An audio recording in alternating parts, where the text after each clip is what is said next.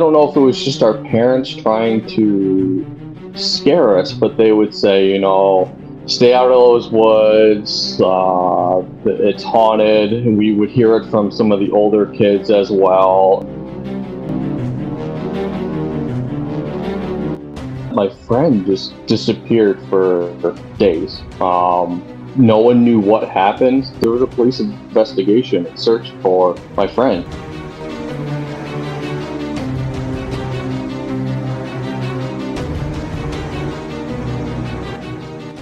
I wake up, I'm in a sweat, and I feel fear, just like pure fear.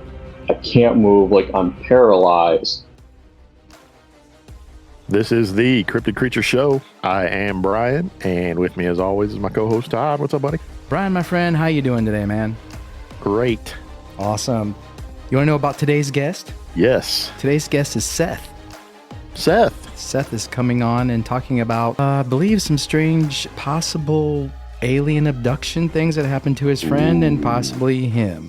I'm not totally sure on that, but there's some weirdness going on where these kids lived and everything else, so we're going to get into that and see what Seth has to say.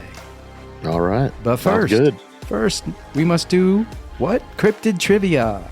Woo! Cryptid Trivia brought to you by the Cryptid Creatures Podcast.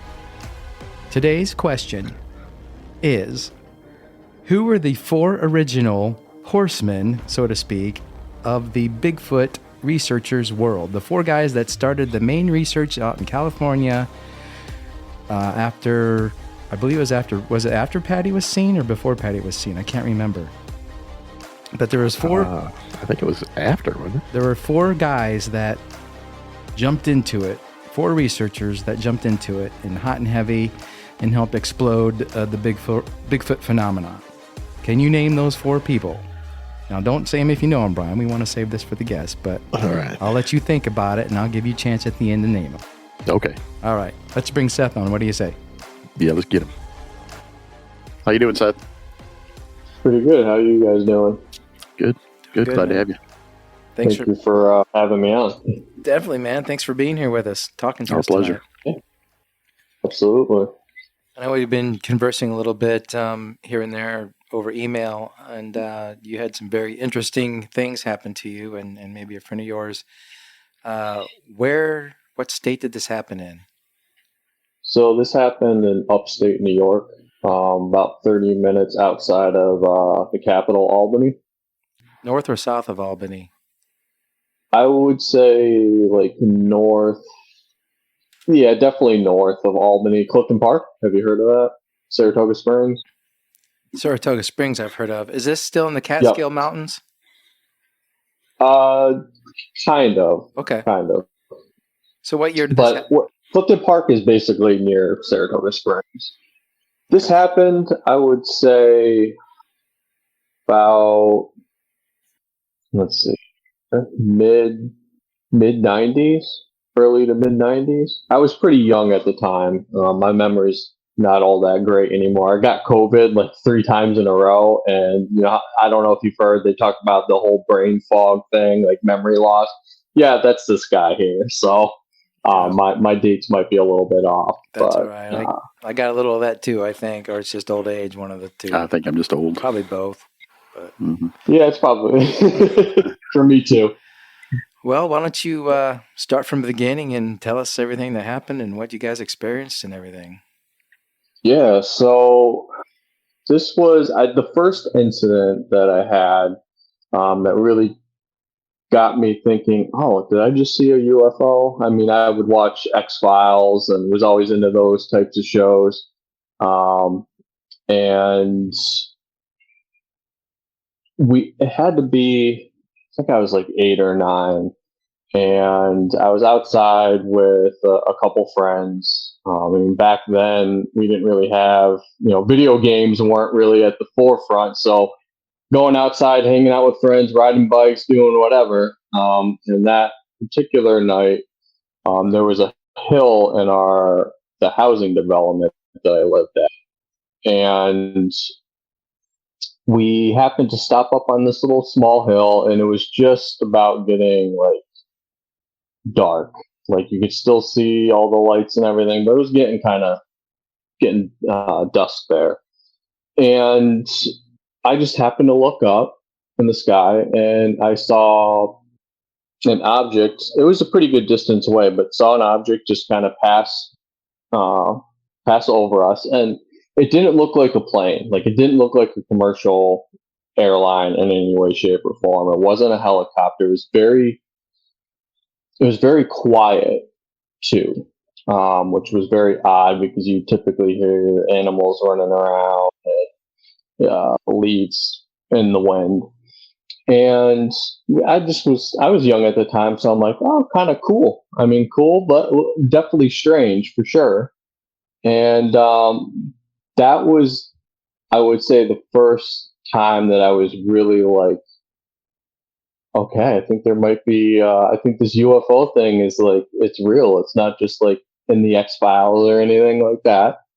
And after that, this next event, series of events happened in the same development that I was living in Clifton Park, New York. I was about 2 years older at that time, and there wasn't a whole lot of development in Clifton Park like there is now. I mean, I don't think there's any large section of woods anywhere just because it's so overdeveloped. I had gone back there about a couple months ago to take care of some funeral things. My dad happened to actually pass away back at the end of May around my birthday. So as you can imagine, still a tough time. I have another event that we'll get to later that I wish my dad was still here because he was witness to something very frightening and eerie for me. But we will get to that down the road. And just for you and your viewers, the progression of curiosity to just complete terror is the progression of my stories tonight. So they're getting back to the second event. There were woods, very thick woods, just outside of our development. We're talking probably 50 to 100 acres of just woods. And it was great for us kids because, we had curious minds and it was nice to just get away from the parents, right? So anytime you went in there, you would always get this really uneasy feeling. It was very dark. The canopy was pretty thick. And it would be eerily quiet in there. Like you could not hear anything. But once you stepped out of the woods, you'd hear normal noises. Everything was just normal. And I don't know if it was just our parents trying to scare us, but they would say, stay out of those woods. It's haunted. And we would hear it from some of the older kids as well. And that just intrigued us more. Like, we're going to check it out. But nothing really happened up until the time that my friend just disappeared for days. No one knew what happened. They did an investigation. There was a police investigation, search for my friend. He just, he was the type of friend that you had to know like everything about him, like what he was going to be doing. So it was very odd for him not to say anything to us. Like, hey, I'm running away. Never had any issues with his parents, just gone. But the last time anybody saw him, he was going into those woods. I don't remember how many days later, it might have been in between 3 and 5 days.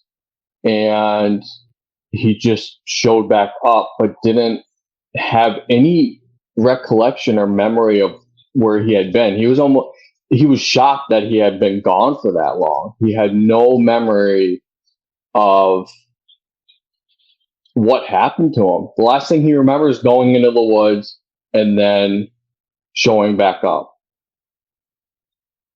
So he was gone for all this time, but he had no recollection of what had happened to him.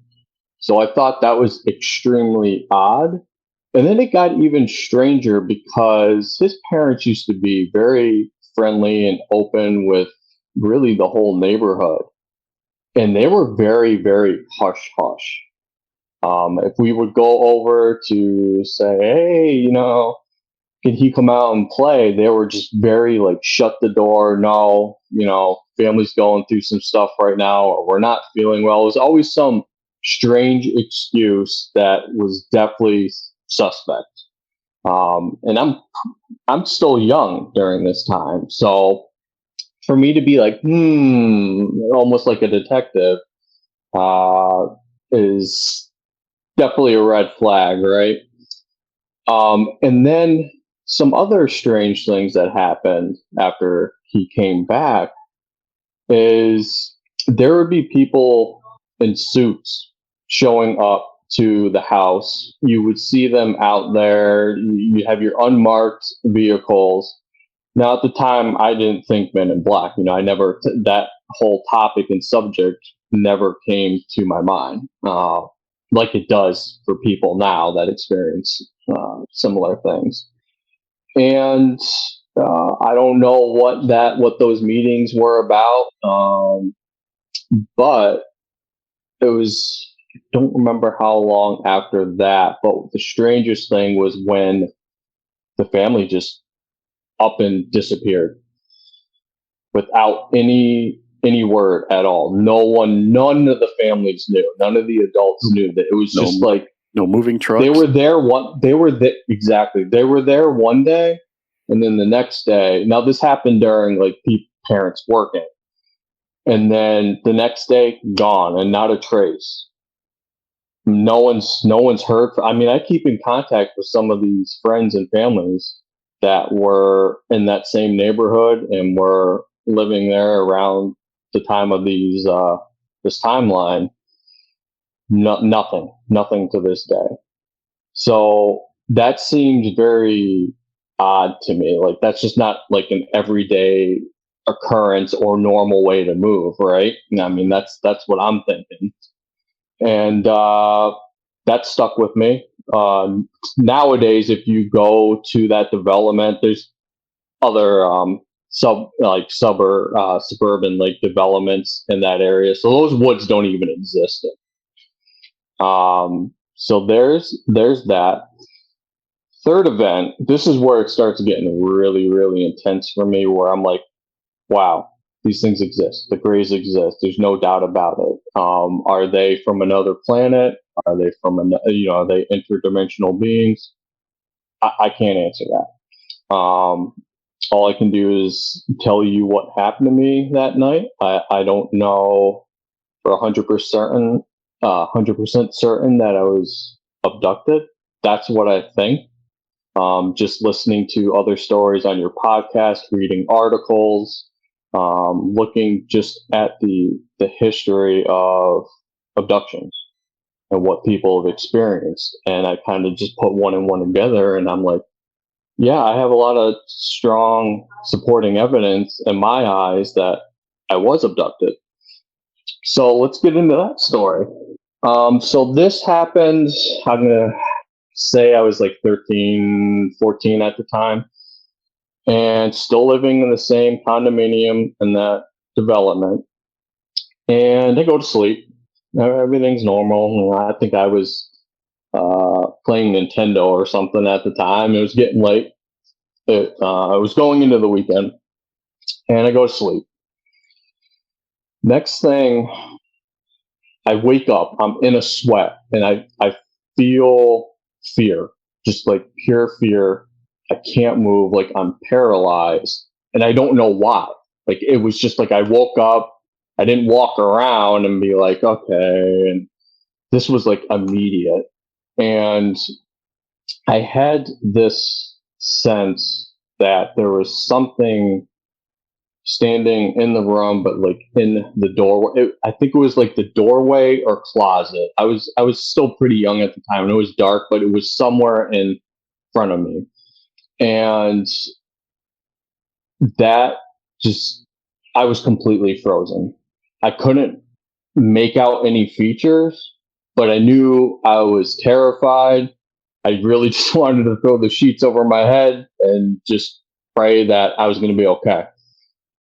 There was this flash of light, and then I remember waking up in a sweat, just breathing heavily in a sweat, not sure what's going on. And what was strange to me is that happened in like a blink of an eye, but multiple hours passed that I have no memory of what happened between waking up, being in fear, and then waking up again and just being in a cold sweat. The other strange thing that I can't explain, and my father wasn't able to explain, was the window situation. When I went to bed, window was closed. It was locked. When I came back from wherever I was, it was open and the screen was knocked out. I asked my father, because obviously, like I said, I was terrified, and I thought, okay, maybe my dad just opened the window because it was warm and it was during the summertime. Nope, he had the central air on, and it wasn't him. So how does that happen?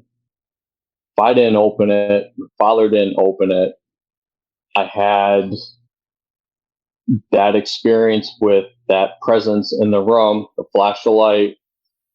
So I'm like, start reading up on other cases at the age of 13, 14, and I'm like, I seriously think I was abducted. Luckily, I had one of those parents. My father was very understanding. He never judged. He believed in the same cryptids. You know, back then it was like Bigfoot. You got aliens and the Loch Ness monster, right? So he would always watch X-Files. I mean, it was something that we really enjoyed. I miss it because he was a believer too. So then let's take up the intensity level. So for the next couple of years, on the anniversary of when I had that event, the first time I experienced it, I was leaning down, resting my hand on the ground, and it started burning. Like it felt like it wasn't a stinging sensation. It literally felt like my hand was on fire.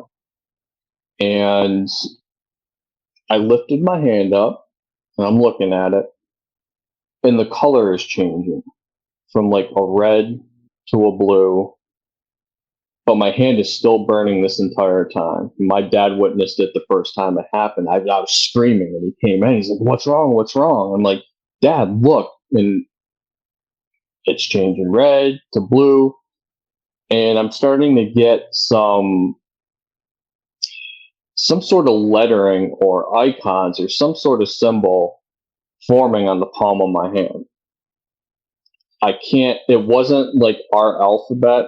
It didn't look like, I can't speak other languages, but when I see it on a piece of paper, like if you get instructions to put like furniture together and it gives you all the different types of languages, it wasn't anything that I recognized at that time for my age.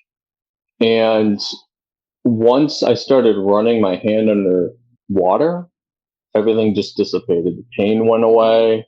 Didn't feel that burning sensation. The lettering went away, and my hand stopped changing color. Now, this is my right hand. So, being a good father, took me to go see my doctor, and they noticed that I had a scar on my right index finger, on the knuckle, right above the knuckle. And they took an X-ray. They found some sort of object, a very small, what looked like a shard of glass, right? Only a couple millimeters long, embedded in my knuckle. So we got it taken out, and I thought it was cool. I didn't know what it was. They didn't know what it was either, and I kept it in a little vial for the next year. They let you keep it? They let me keep it. Yep. Wow. Which is kind of strange, right? You would think that the doctor would want to hold on to it. Yeah, I didn't think they would let you take that. Which is weird because that doctor stopped practicing about like a year later. That was one thing when I emailed you guys I didn't include. He just stopped practicing. He disappeared. No one knew what happened to him. So, and this is all in the same Clifton Park area. So why did my friend's family disappear? Why is the doctor like just non-existent anymore? And why did, like you questioned it, why would you let me keep that? Mm-hmm. So the same situation with my hand burning happens the following year. And then after that, it never happened again. It stopped. Never had the issue past that point. But that object, that vial, disappeared. And my father and I, we didn't get rid of it. And no one else lived with us at the time. We never had a break-in into the condo. So how do you explain that? Just the disappearance of, now that I look back on it, evidence seems extremely weird to me. All right. So then the last event that I experienced, I would say, is the most terrifying. And what was strange about it is this happened years later. I was still an early teenager, but this happened still in Clifton Park, but a completely different area. At the time, I was living in an apartment building, so there was a main building you went into, and then within that building, there are your individual apartments. So at the time, I was really intrigued with space and wanted a telescope. So my aunt and uncle bought me one for my birthday, and none of my friends were really into it, but I'm like, hey, it's really cool because you can really zoom in on the stars and the moon and everything. And it was pretty late in the evening because it was extremely dark, perfectly clear skies. You could see all the stars, no clouds.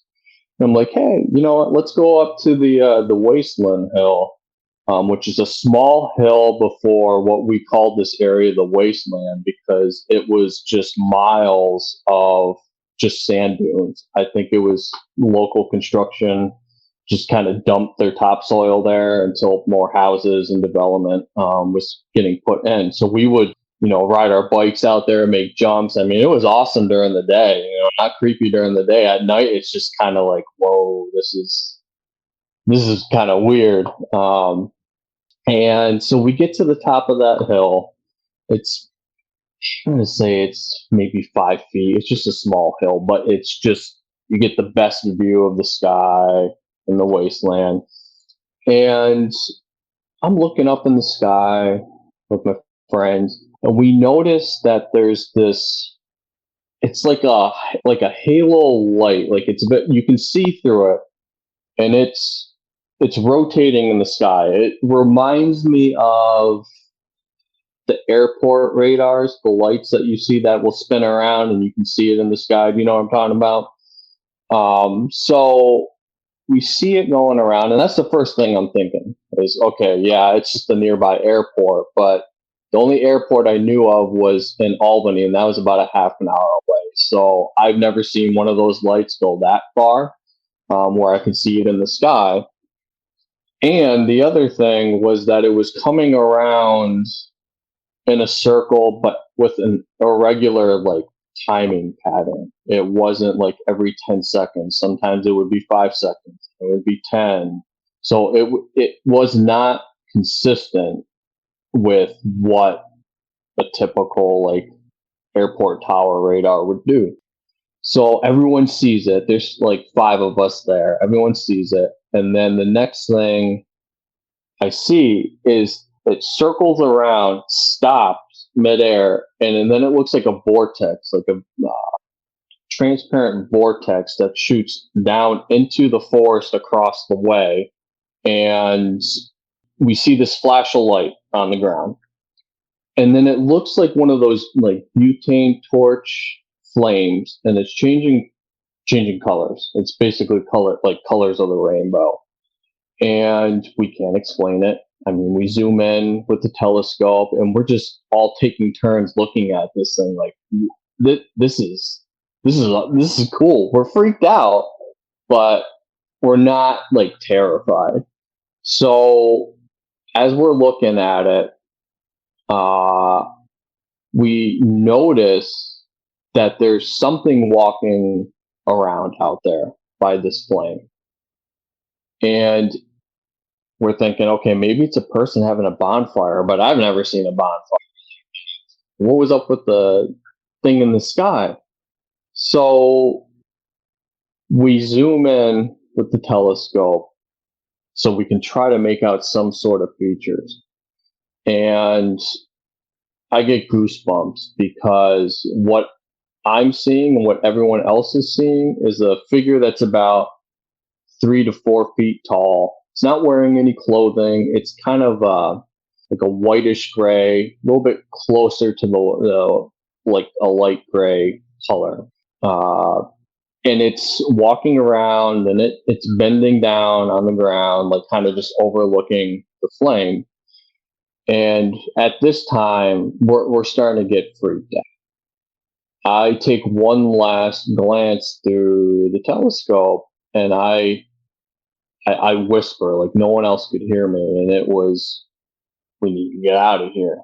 And I froze because it had, once I said that, it turned its head and it was looking like peering right at me through the telescope, like it knew exactly where I was. And I froze. I couldn't move. It was the same feeling I had to that bedroom that night. And I could not move. And I talked to my friends later and they're like, we were yelling at you like to move, like, let's go. And I'm like, I don't remember you saying that. Everything was just dead silent to me and I couldn't hear anything. Eventually, I broke out of that trance and we just started running down the hill, running back to my apartment that I was living at with my father. We were just absolutely terrified. Now, I think any normal person would just keep running and not do what I did and stop and go, I got to go back and get that telescope. You know, I knew my aunt and uncle spent a lot of money on it. My dad would kill me if I didn't go back and get it. And so I did. And as I'm coming up on the hill and I'm looking out over the wasteland there, whatever that was had already made it halfway. Okay, and we're only talking maybe like 15, 20 seconds from when I broke out of the trance and we started running to when I went back to grab the telescope. As far as I know, even the fastest runner cannot go over like a mile within that short amount of time. And I felt almost like a determination that it was trying to come directly at me at that point. Like it was determined to catch up to me. But its movements were weird. And I don't know if any of your other guests have experienced anything like this with the Greys, in that their movement wasn't like a walking movement. It was almost like they were phasing in and out of, like, I really don't, it wasn't like they were floating or teleporting. It was just this weird phasing in and out movement. And I grabbed the telescope and I finally caught up to my friends. They were waiting for me outside of the apartment building. This next thing was very strange. So we walked into the apartment building and these two guys that I've never seen before come walking down the stairs. And we, we're kids and we're excited and scared and we're like, dude, we just saw a UFO. We just saw an alien. And they giggled at it, but it was a very strange way that they came across. Their whole demeanor was really strange. And we had asked the neighbors, and my dad had asked the neighbors within that apartment building up on the second and third floor, like, hey, do you have any friends that like match this description? I don't know exactly what the conversations were between the adults, but they're like, nope, don't recognize them. But when we all looked at each other standing outside of my apartment door, we're like, something seems strange with them. And everyone's like, yeah. So we're like, let's go check it out.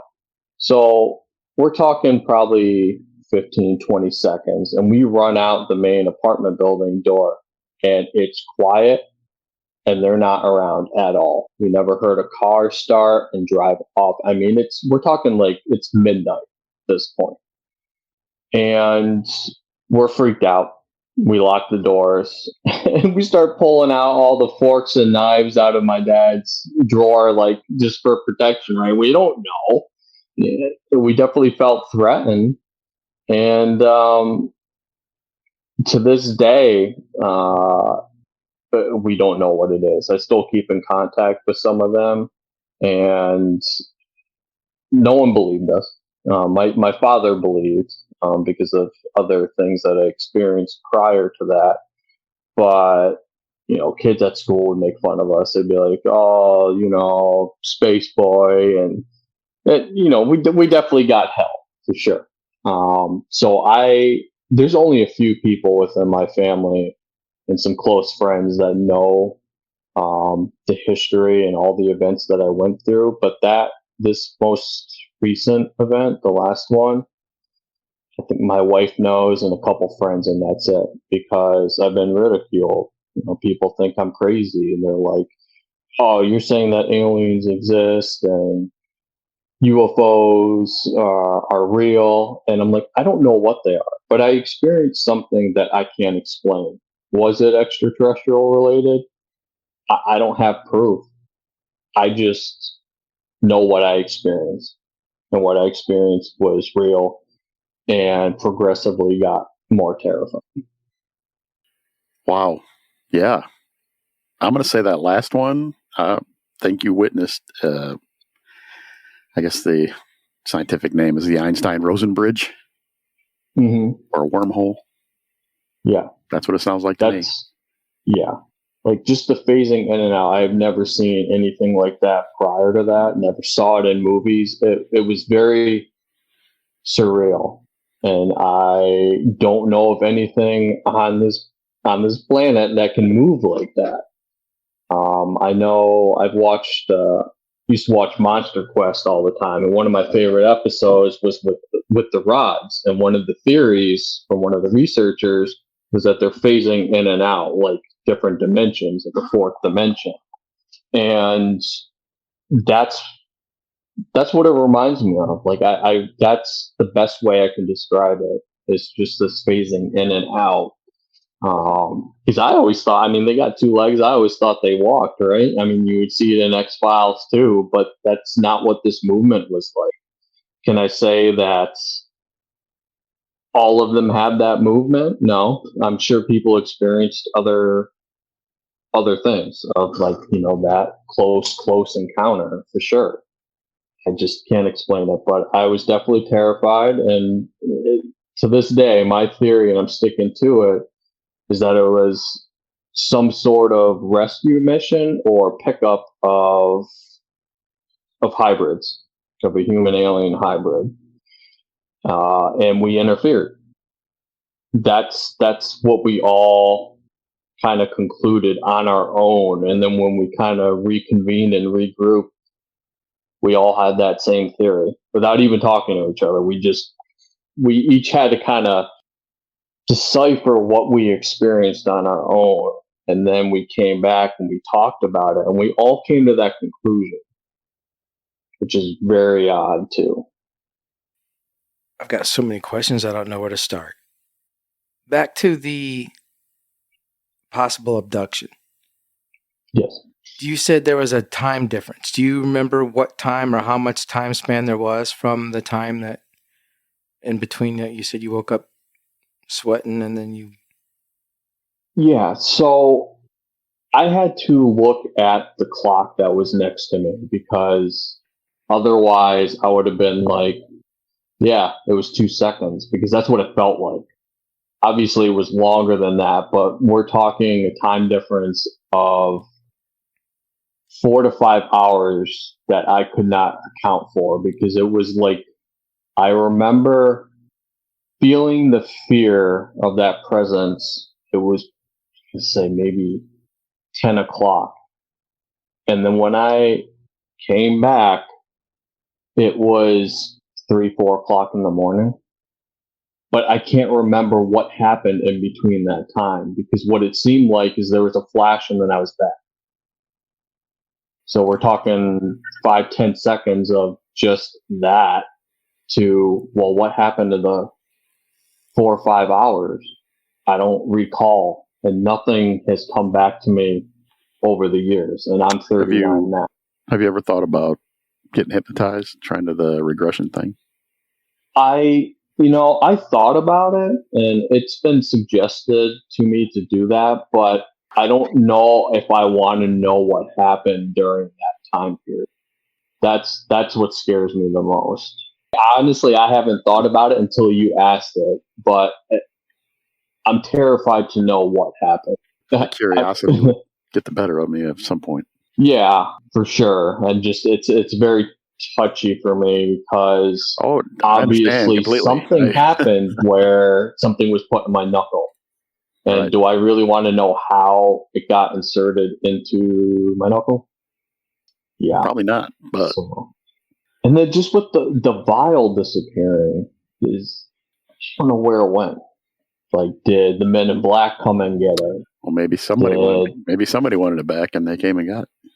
Yeah. Or something. Yep. But I never had another encounter in that bedroom. Like, hey, we're coming back to get it. Never had anything up until that encounter, that terrifying encounter. When you were explaining about how it was moving towards you, have you ever watched the show Monsters and Mysteries in America?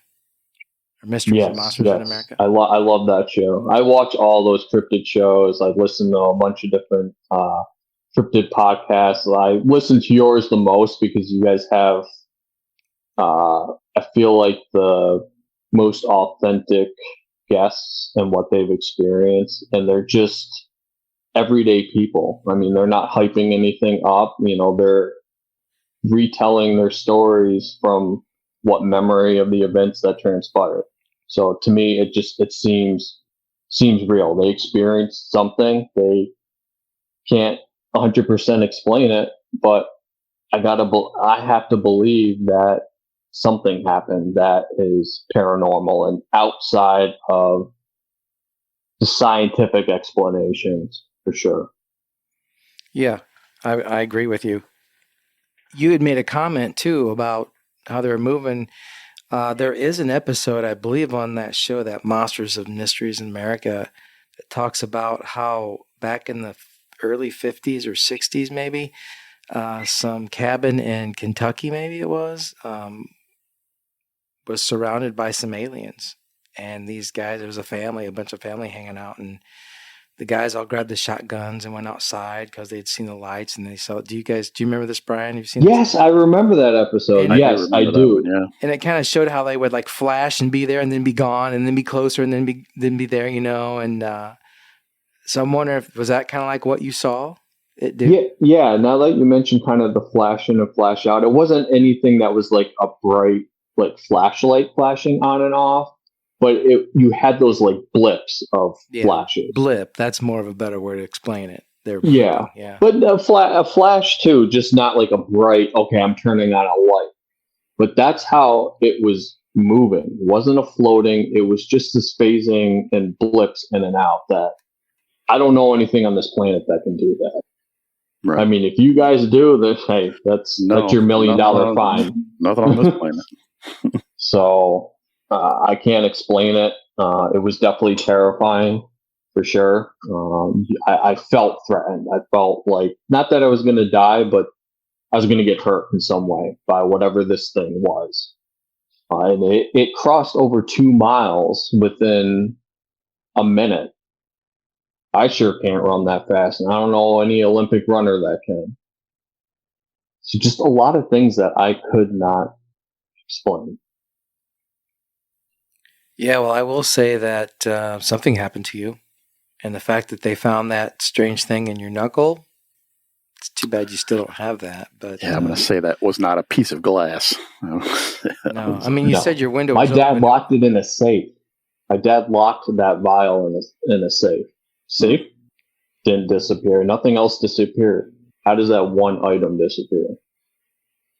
Wow. And my dad wasn't really a jokester, so it's not like he hid it and then, took that secret to his grave.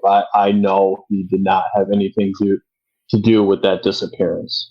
What do you think would have happened if that would have been left in your hand? I don't know. I really don't know. I have a feeling that it contributed to what was going on with my hand, with the burning sensation.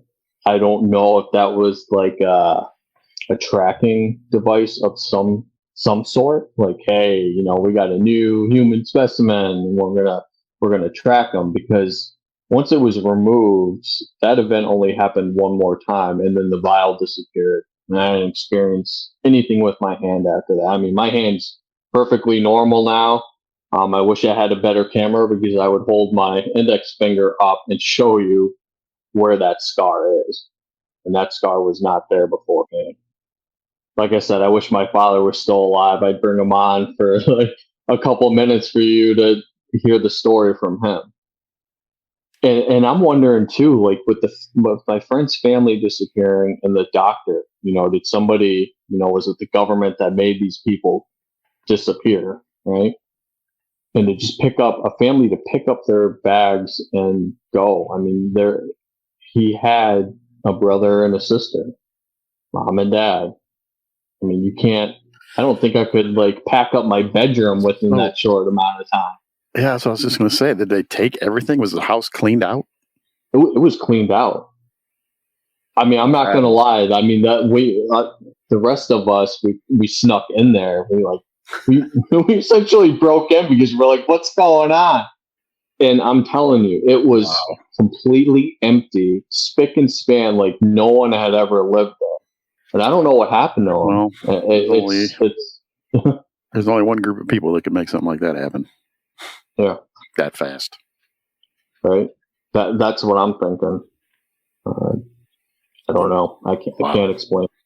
Did anyone move into the house afterwards? Yeah. Families after that. I think 2 families lived there within that time and didn't know that. I mean, we never heard anything like any backstory, or everything was normal. This is what I'm trying to say. That's wild. So how does and I also find it interesting, like how my experiences just progressed almost like clockwork. Like you're as perfect as it could be, from just a basic encounter to having that firsthand experience with a gray, what I think was a gray. So nothing's happened ever since then? No. We've experienced other paranormal things with spirits, and we've had actually a couple house cleansings before in our New York home. We're currently in Columbus, outside of Columbus, Ohio now. We moved here a year ago.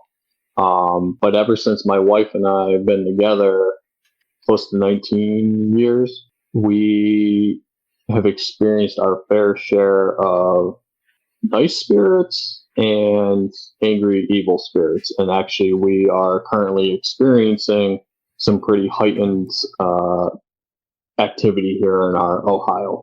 It seems to kind of follow us. My wife and I believe that it's tied to the land versus, it's tied to us or the house. But my daughter's experiencing visual sightings in the house and on our property. And what's the way that she explains it, what she's experiencing at night, even during the day. And she actually drew us a picture of what she was seeing. And the scary thing is it reminds me of a rake, which terrifies me, because the stories that I've heard and just drawings of what people have shown It looks exactly like that. And my daughter's 10 years old. I don't believe she would make something up like that. She's seen it during the day down by where my shooting range backstop is. It's a mound of dirt. She's seen it out there. And we live on about 3.5 acres.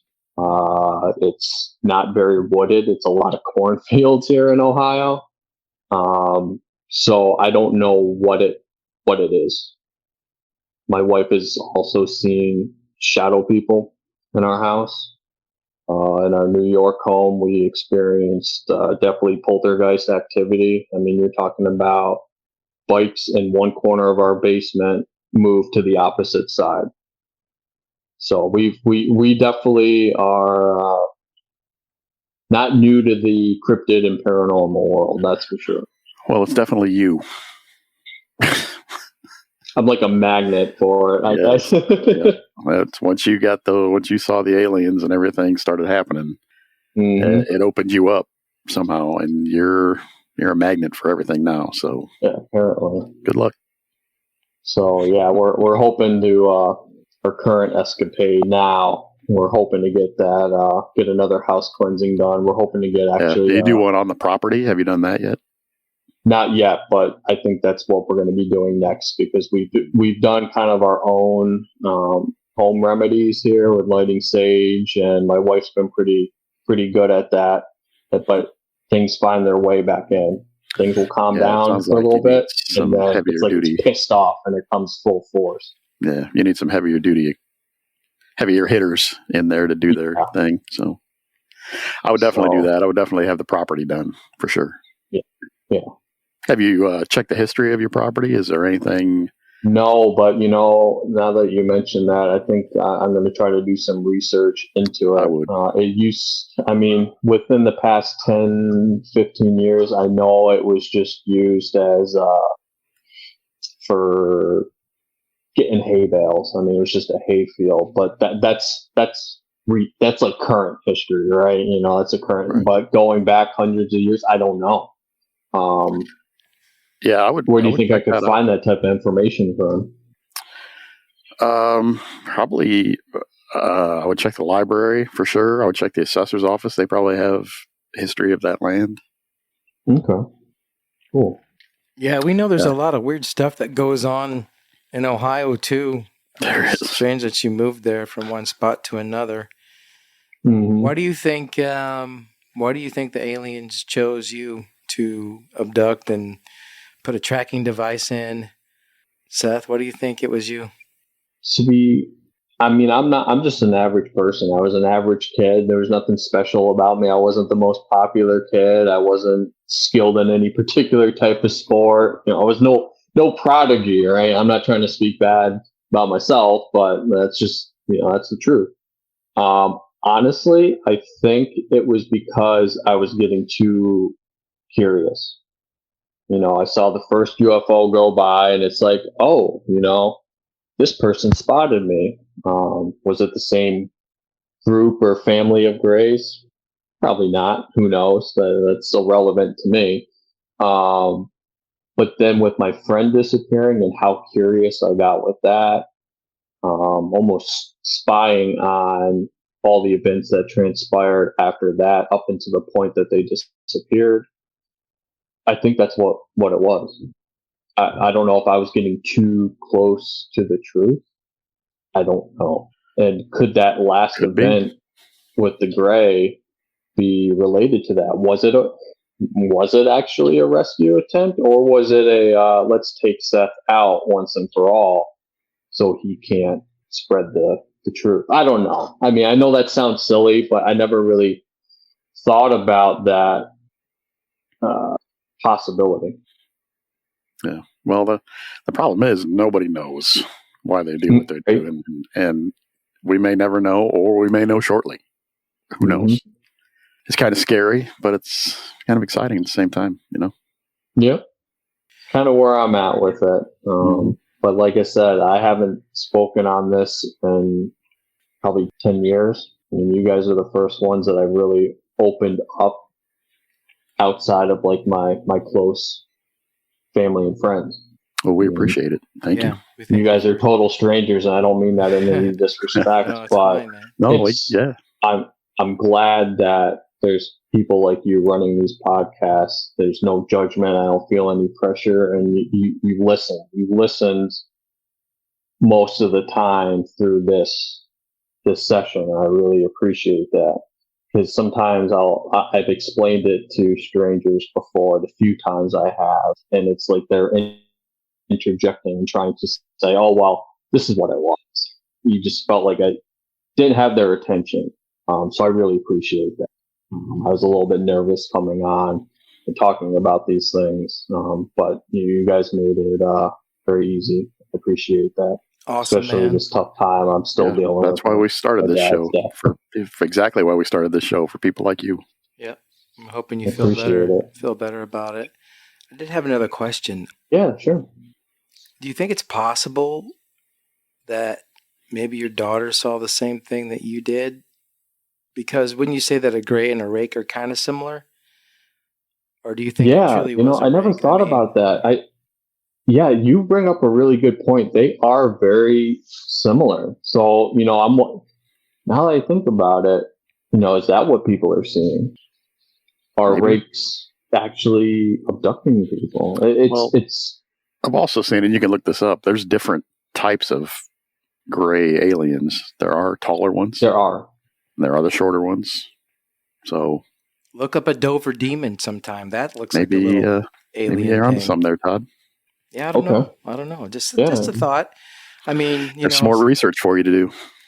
Yeah. I don't think you wish you'd seen either one of them, I'm sure. But, I don't know what these rake things are.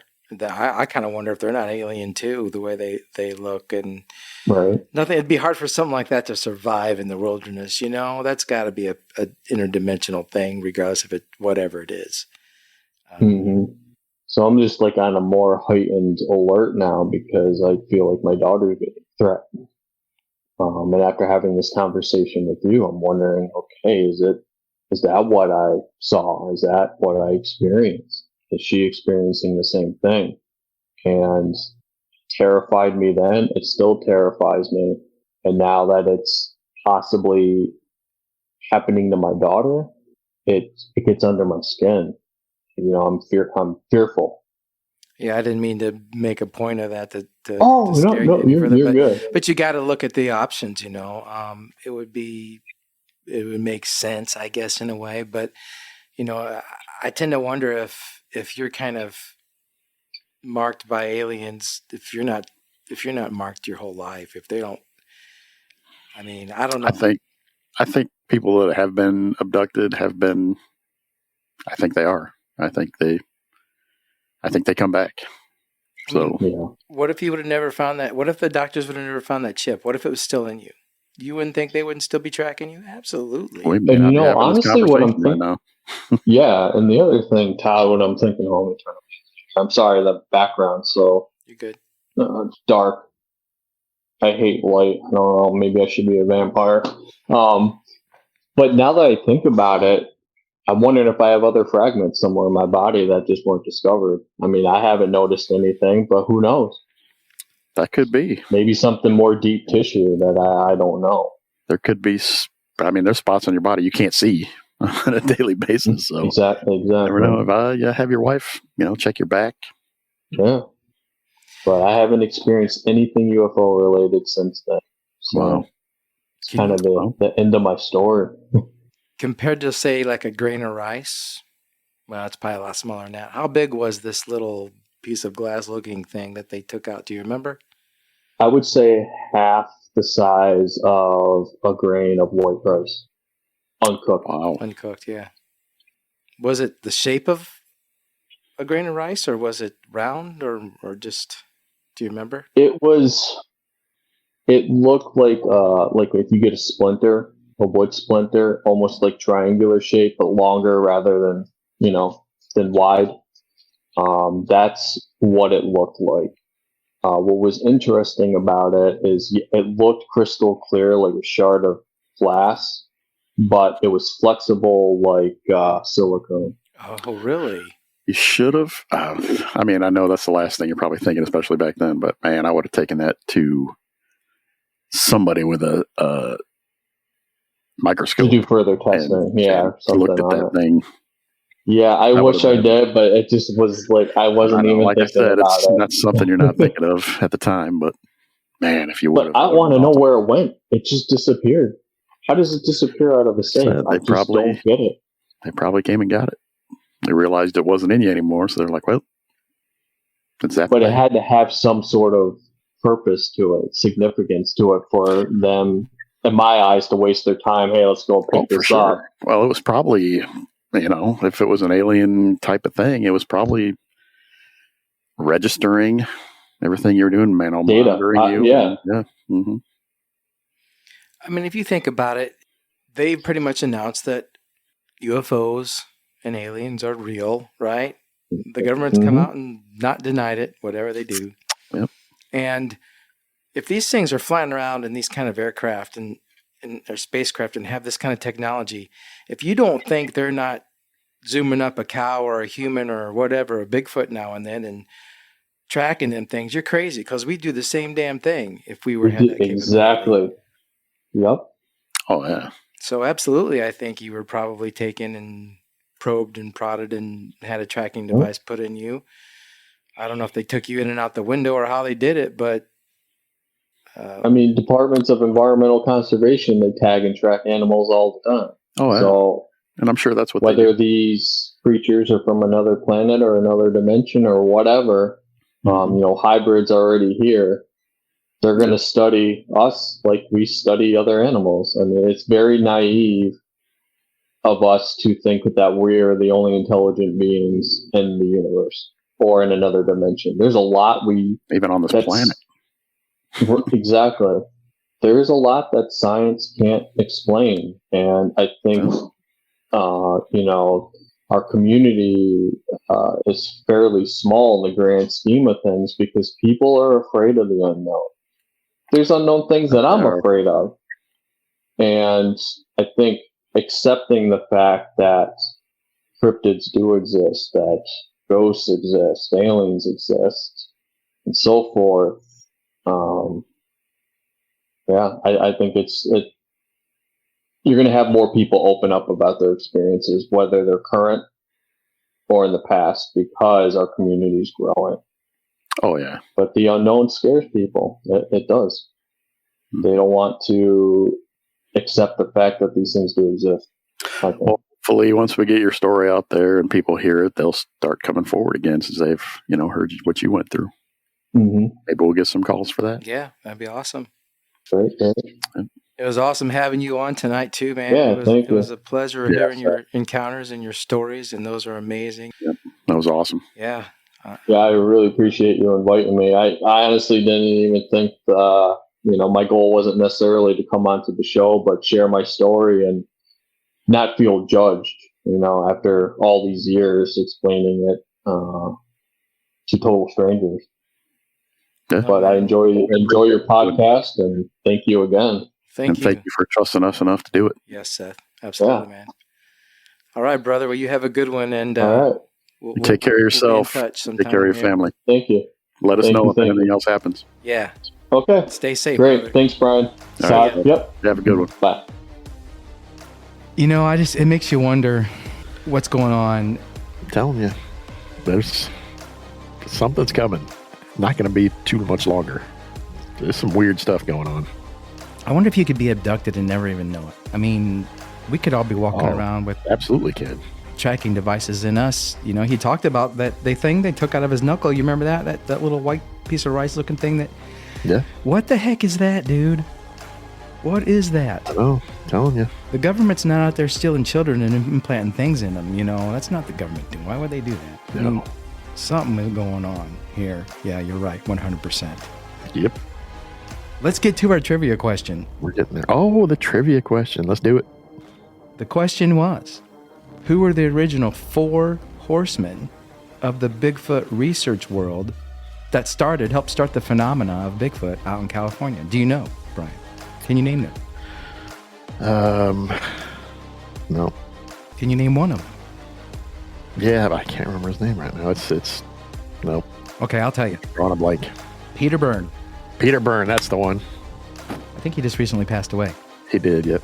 Grover Krantz. We talked about his Yep. Mm-hmm. his print being in the Tollgate store. Rene de Hinden. He was a little German dude that pissed everybody off and disagreed with everybody, and no one could stand him. And then John Green. He was probably the most famous one Yeah. that started it, I think. Well, originally. and Peter Byrne. Yeah. So, yeah, those guys were awesome to be part of that and delve into the Bigfoot world. Yeah, I mean, if it wasn't for smart them, guys too, you know. yeah, if it wasn't for them, we probably wouldn't be where we're at right now with the research Yeah. that we have. Yeah, definitely. I don't think any of them ever saw one though, did they? I don't know. That's a good question. That's another good question. Yeah. Did any of them ever see one? Right. All right. Well, it was great having Seth on and hearing those weird Man, that is crazy. abductions or whatever happened to him. But, I don't know. Yeah. right, my friend. It was great hanging out with you as always. Always fun, brother. Always. All right, let's get out of here. Yep. See ya.